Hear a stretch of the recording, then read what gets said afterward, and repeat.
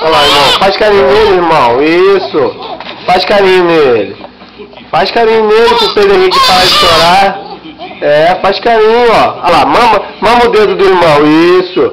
Aí, mama o dedo do irmão. O irmão te ajuda, ó. O irmão tá te ajudando.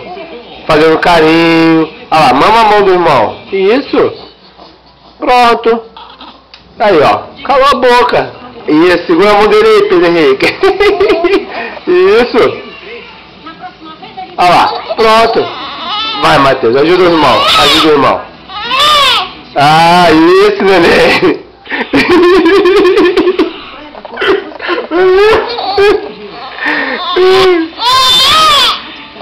Ele não quer a mão do irmão. Faz carinho no irmão. Isso, Matheus. Faz carinho no irmão. E papai, ele não quer. Ele não quer.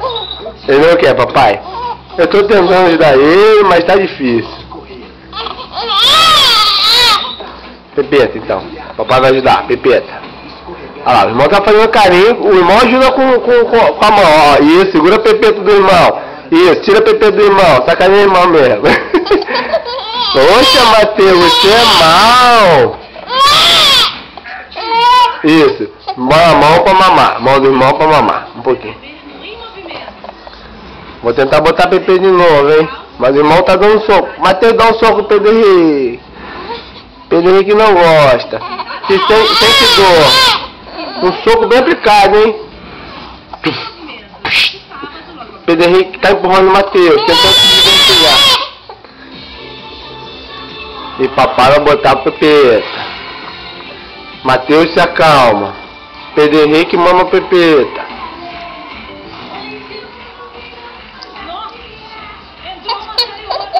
E Matheus sacaneia Pedro Henrique novamente. Arranca a Pepeta. Dá uma mamadinha aqui pra ver se fica a boca. Agora, isso. Divide a Pepeta com o irmão. Isso. Pronto, ó. Viu? Sente a barba do irmão. Aê. Enquanto isso, você faz carinho nele.